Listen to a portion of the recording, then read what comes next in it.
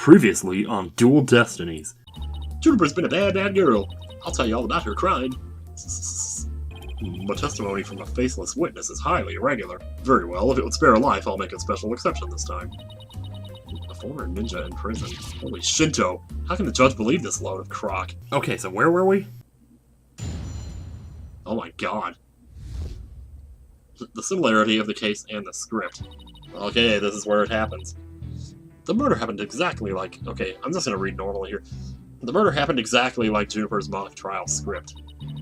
Up until the mock trial began, only Professor Court and Juniper knew the script's content. But Professor Court's sudden decision not to use the script sparked Juniper's murderous rage. Juniper has to be the killer. She has a motive, and the murder is just like her script. Huh. I think I see what I need to do, but I don't want to be nuts. I need to look at the evidence, though. The murder is just like her script. Could such a thing be true? Compare her script with the murder case and crime scene photos, and then you'll see.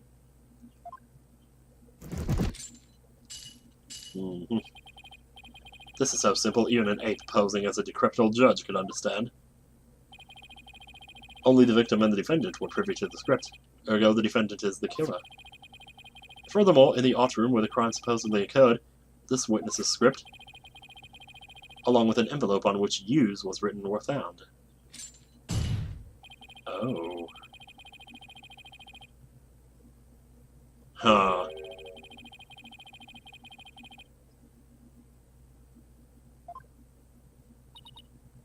Yikes. Makes perfect sense. Okay, well, yeah, that...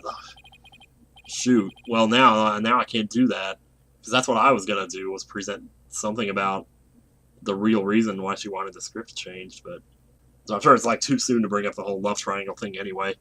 Prosecutor Blackwell has all his ducks lined up in a row. He's really on a roll now. He's like a pit bull once it sinks its teeth into you.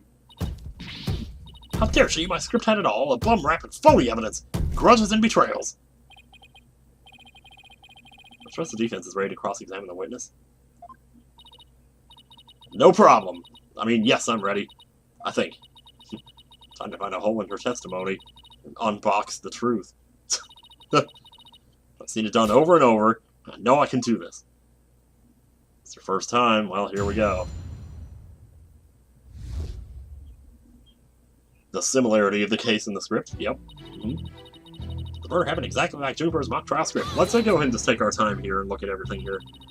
There must be places where the script and the case diverge. Hey, Doc, don't sweat the details. That kind of stress will give you wrinkles. I'm not worried. My skin is as fair as silk. Oh, she's having too much fun. He's gonna set her straight. Indeed, you are quite fair. Fairly desperate. Oh my god. I made it funny. What did you just say? Oh boy. Blackwell really turned that one around on you. Whose side are you on? Hurry up and think of a clever comeback. Whoa, easy there, Athena. Now you listen to me. The two cases do indeed have their differences. For one, the state hadn't yet been erected in the mock trial script. And in the actual case, there were signs indicating the victim's wrists had been bound. That's right. But such differences pale in comparison to the host of similarities. In any event, replicating the crime without knowledge of the script is an impossibility.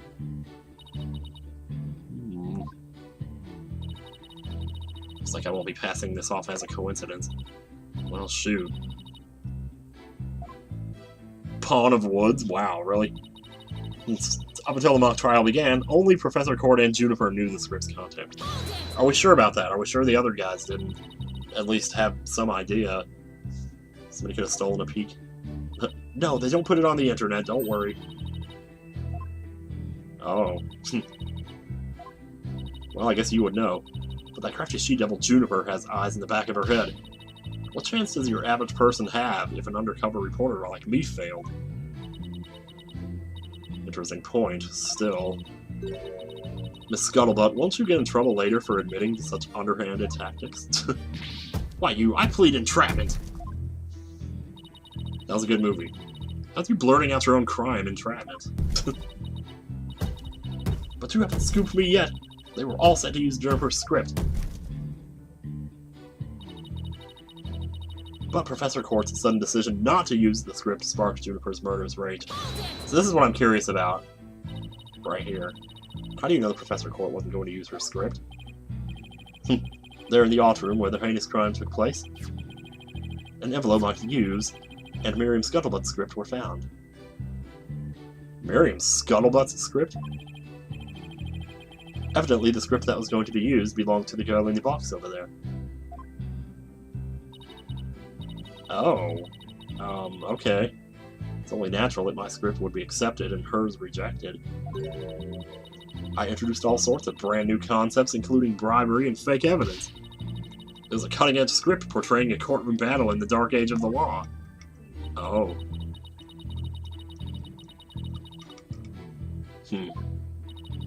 Yeah, really. But Juniper, she used some devious, underhanded tactics to get her script chosen. That's why her script and not my masterpiece was used in the mock trial. How's that for an explanation? Okay then. Juniper has to be the killer. She has a motive, and the murderer is just like her script.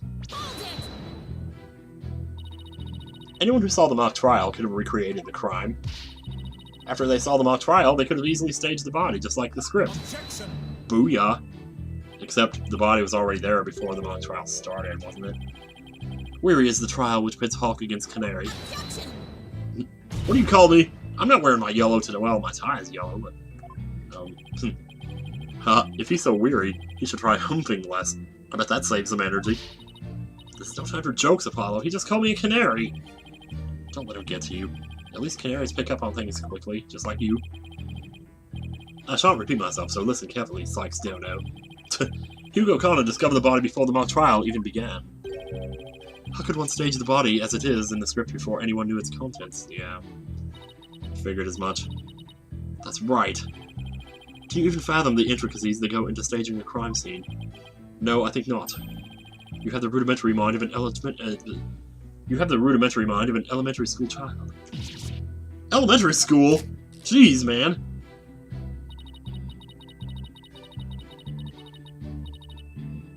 Oh no, she's doing the thing that guy did in Apollo Justice. Making headlines to herself.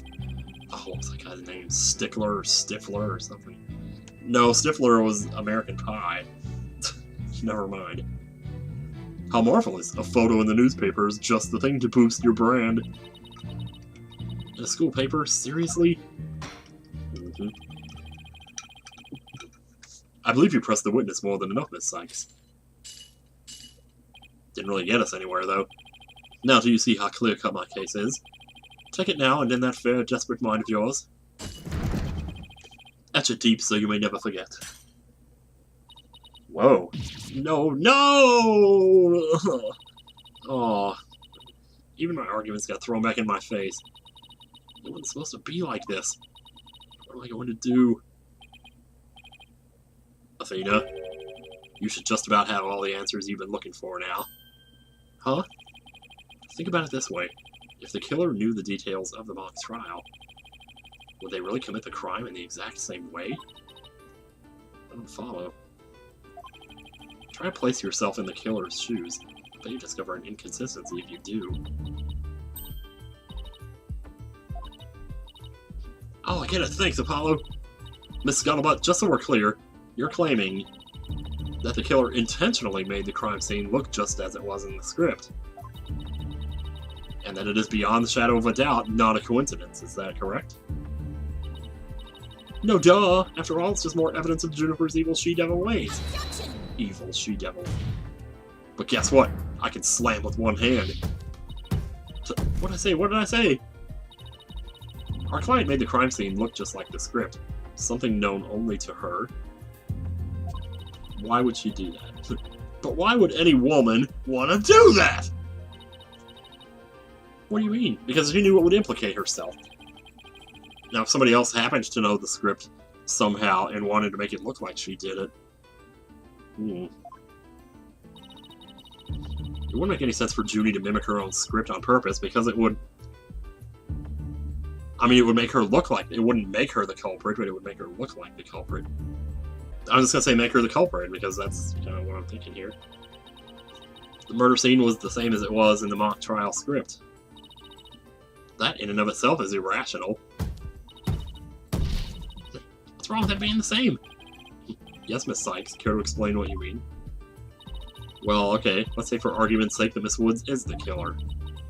If so, then what reason would she have to intentionally make the actual murder mimic her own script? That's easy. She was admitting that she was the... Uh-oh. Oops. That's right. If she'd really done that, it would have been like proclaiming to the world that she was the killer. So what we actually have here is evidence of someone trying to frame our client. Whoa! Okay, we got a little preview there. The body was found the day of the mock trial. In short, the day the details were revealed. So it would be completely inconceivable for the murder to go exactly like the script. Maybe that has something to do with why... why they wanted to change it. Why did Professor Court want to change it then? Objection. Well... It would seem Justice Dono's comrade in arms has finally drawn her sword. However, the blade is dull, and it shall remain so until you master its use. Enough with the stupid sword metaphors already. Wow. There is a perfectly good reason for the inconsistency of which you speak. Reason? What reason? Must I spell out everything? Alright. You are what people today call high maintenance. Or you're what the French call les incompetents. The accused had intended to stop the mock trial, and in that event, nary a soul would have been the wiser to the similarities of the case and script. Objection. Oh, crap. No, the mock trial was only stopped after the body was accidentally discovered. Objection. Was it, though? I don't remember. Our witness here had also discovered the body. In fact, she was led to our dearly departed professor by the accused herself. What? Miss Scuttlebutt saw the body, too? Precisely. Okay, guys, this is gonna be the weirdest cut ever, but this is like a week later, and I'm back from AGDQ, and I had to stop this last time, and I didn't have like half of the video sitting in Sony Vegas, but anyway, it's probably better if I don't spend too much time talking about it. What is there to really talk about? It's a week later, so hopefully I still remember, like, where we were. I probably should have went back and watched the last video to catch up, but you know, I think I remember most of it, though, because I have been thinking about it all week, and, well, I mean, it remains to be seen where this is headed. But precisely, and with the discovery of the body, the mock trial ought to have been cancelled. Wait, so you didn't call the police? Oh no, that's right, we were talking to Box Lady over here. Nope, I kept thinking from a big scoop. Freaking Lotta Hard. I wouldn't be surprised if that's who it is. Did I say that before? I don't even remember. I made her pay long and hard penance for her sin, did I not, my little box top? What?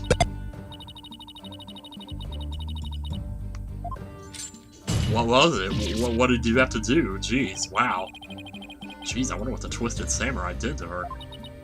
Ugh. Block off all the holes in her box. And spin her like a top while Detective Fulbright cackled in delight. Ugh. I just had some oatmeal and it's all sticking to my teeth. That sounds more nauseating than scary. Same difference. Enough jabbering. Witness, continue your testimony. Yeah, continue it. Sure, Mr. Samurai, I'm ready to finish off that she-devil.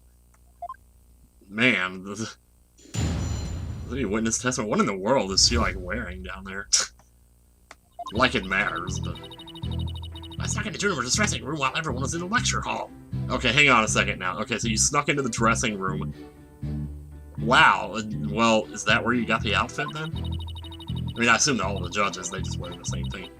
Juniper changed into her stage costume. I asked her, what are you doing? When suddenly she fled into the hallway, as if she wanted me to follow her. I followed her all the way to Professor Court's body. She led me right to it. I'm positive it was Juniper because she was wearing the costume that she had made. This is like another Steel Samurai situation we got going on here. Why did you withhold such key testimony? Because I'm stupid? What does that mean? Athena, you haven't even started your cross-examination. I know, but her testimony points to her as being a potential suspect. Well, I don't think Prosecutor Blackwell is... No, wait. I bet he's already thought of that.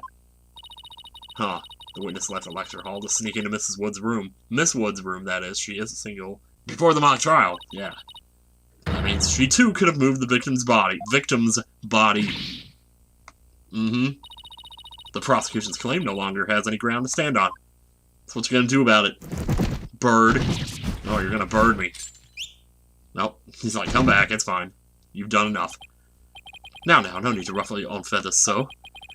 When you squeak like a little brat, it agitates Tucker. Do you want to pick your eyes out? I don't know why I read that so weird. No thanks! You listen here. The witness has a perfectly good alibi.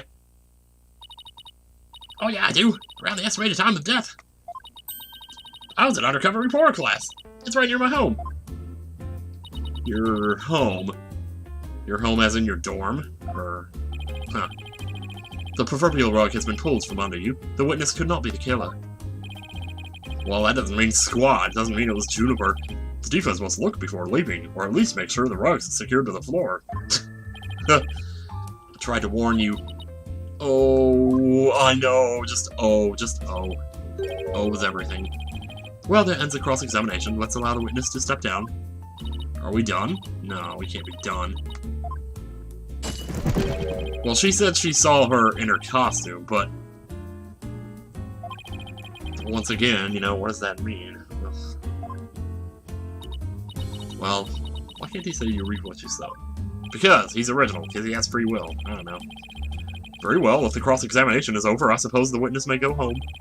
Perhaps spend some time in her lovely box and recover from today's stressful events. Oh, good lord. Don't worry about me, Your Honor. There's no rest for the wicked. Because money don't grow on trees. My third eye's always eyeing a scoop. Well, you're not going to find one in here, I can tell you that. She's always eyeing a scoop. Yeah, I love Baskin Robbins. Well, back to the trenches. Bye-bye! Is she seriously leaving? Like, that's it? Hold it! I was gonna say, oh man, Apollo's jumping in here. He's gotta take over. Not so fast, Miss Scuttlebutt. Apollo? Trust me, I've been here before.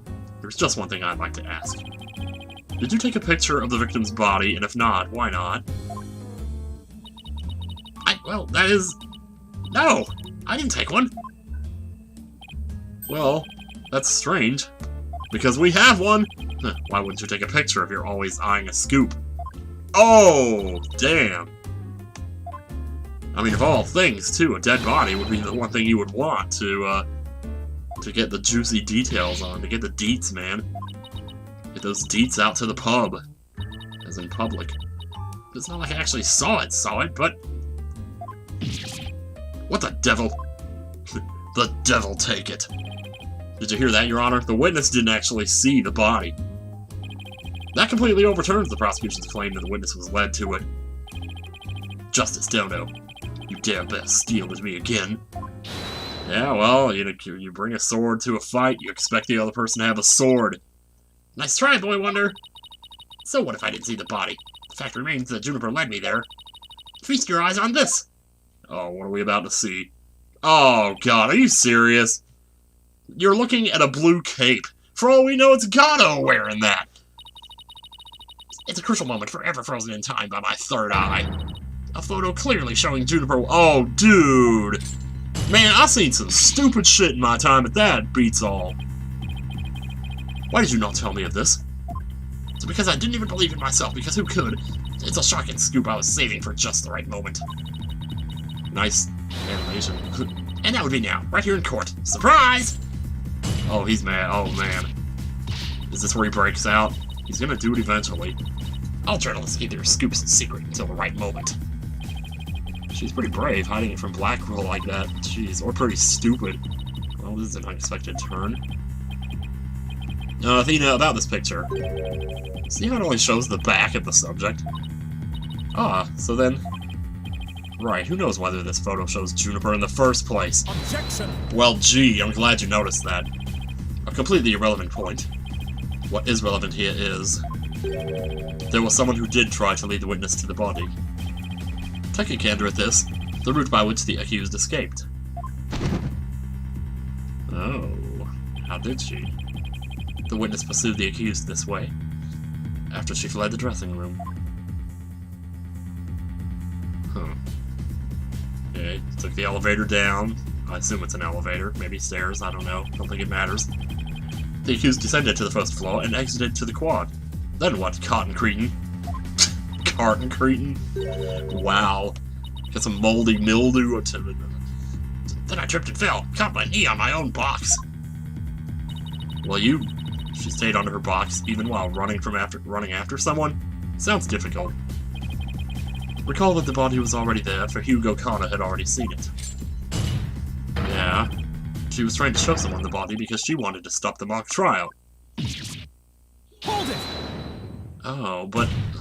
shoot. But wouldn't you just go tell somebody? You know, why do you have to, like, show somebody then? I don't know. But if the facts have changed, that's all the more reason to cross-examine the witness. The defense has a point there. Yeah, that my point is my sword. It's very pointy. Very well, you may proceed with your cross-examination. It seems Justice Dono has saved your pretty little hide, Missy. For now, at least. Hey, dude, even Phoenix Wright had to be saved a few times by Mia, as I recall. Yeah, I'm a lifesaver. I can do the lifesaver trick, too, you want to see? Incidentally, my compliments to the witness for her very fine box. Ew, that's disgusting.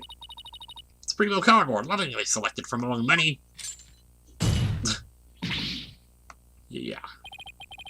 Tell another lie, or hide another fact from me. It would be a shame if something were to happen to it. Oh, man. Yeah, you'd be sweating a little more than that when that thing catches fire, I'll tell you what. So what of it then? What are we doing now? I think it would be more eco-friendly to recycle it, but that's just me. Alright, Miss Sykes, you may cross-examine the witness. I mean, I'm ready. So, is she still gonna say what she was saying before? About... crap? I snuck in the Juniper's dressing room while everyone was in the lecture hall. Juniper had changed into her stage costume. I asked her, "What are you doing?" When suddenly she fled into the hallway as if she wanted me to follow her. I followed her all the way to Professor Court's body. She led me right to it. I'm positive it was Juniper because she was wearing the costume that she had made. Well, I don't think so, because, where is it? That was it right there, wasn't it? The sketch or whatever. Stage costume. It has a glowing star pattern. I don't see a star pattern on this thing at all. Now, maybe that's just me. Maybe you can't see it in the daylight or something, but that's my first thought. I'm gonna try it. I'm just gonna go for it. I'm in the mood to make progress today. Miss Scuttlebutt's sole basis for identifying our client as the figure in this photo is the fact that it shows someone in Miss Wood's stage costume. That's right. What you gonna do about it? Well, it is Juniper's costume, so that must be Juniper in it. It's clear cut. Even if it was her costume, which it isn't.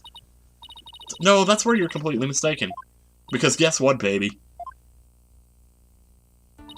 Oh. This is a design drawing of our client's stage costume. Oh my, what a wonderful creation. The constellations are extraordinary. Yeah, aren't they?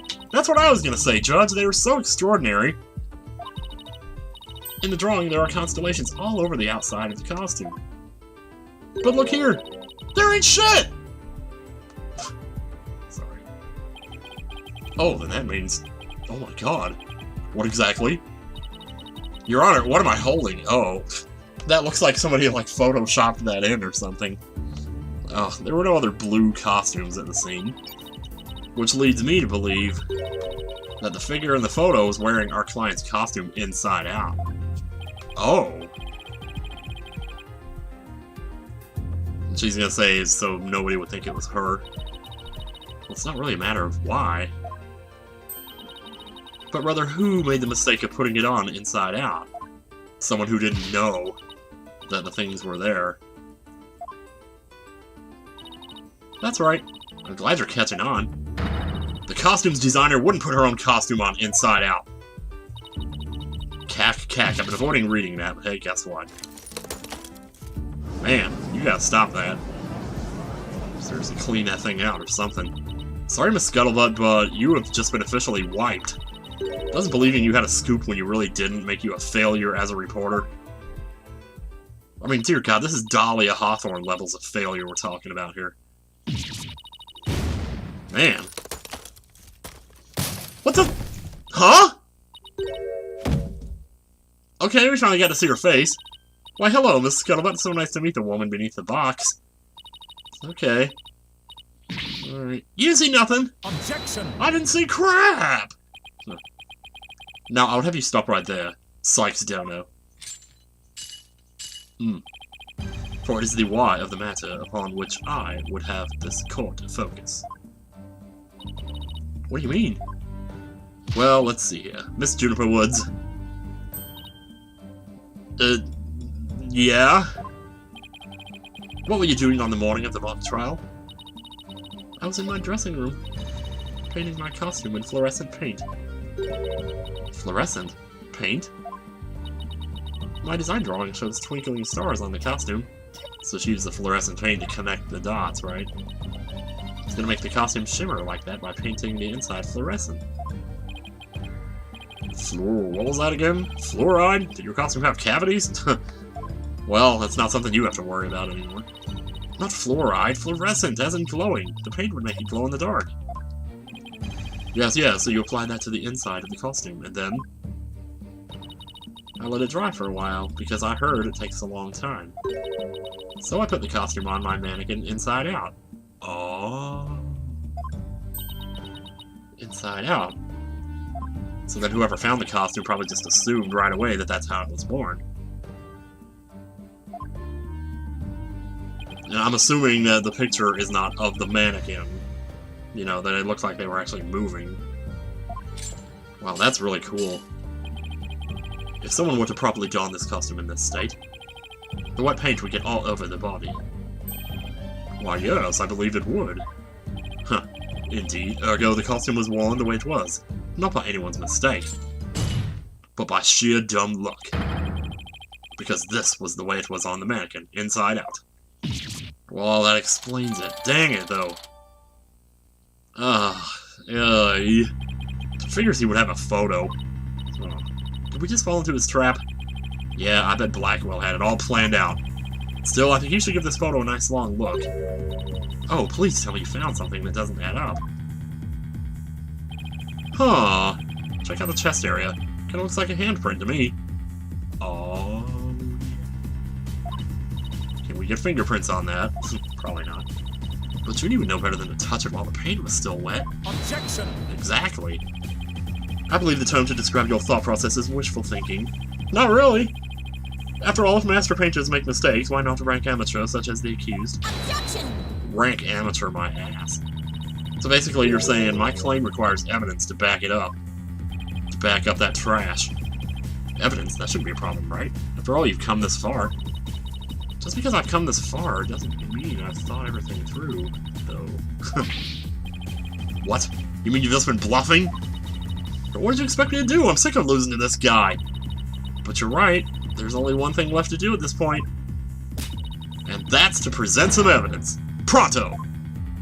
Alright, man. A showdown, is it? I gladly accept. The fluorescent paint must have stuck to the hands of whoever touched the costume. And that paint should glow in the dark places. It should glow in dark places. So I just need to carefully check every last piece of evidence. This piece of evidence shows who touched the costume. What do we even have in here now? Because I haven't looked at this in a while. We have Quartz Planner. This would actually be easier if I just used the D-pad here. Quartz Planner, Sword Emblems written on the cover. That's nothing. That's nothing there. Now, depending on what time of year it is, it could be dark between 6 and 8 p.m. But I don't think that's... Where's the mock trial? Well, I don't see anything here that could really...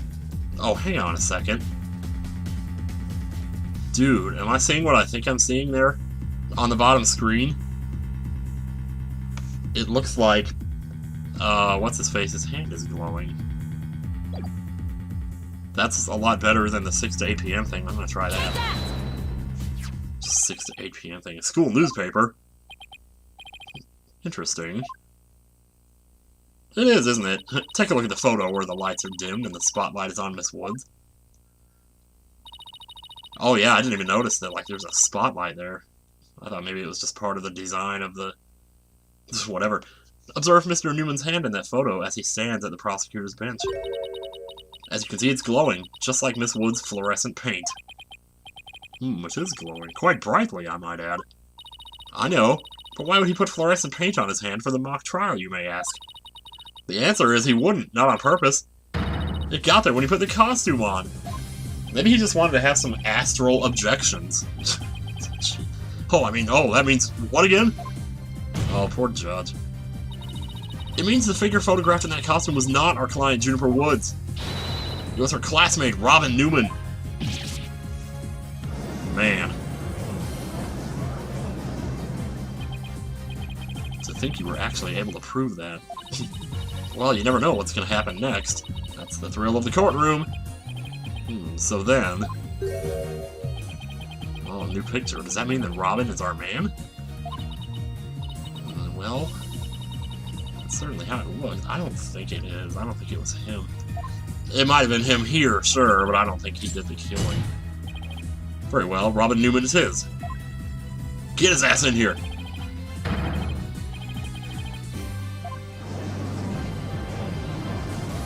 Let's find out.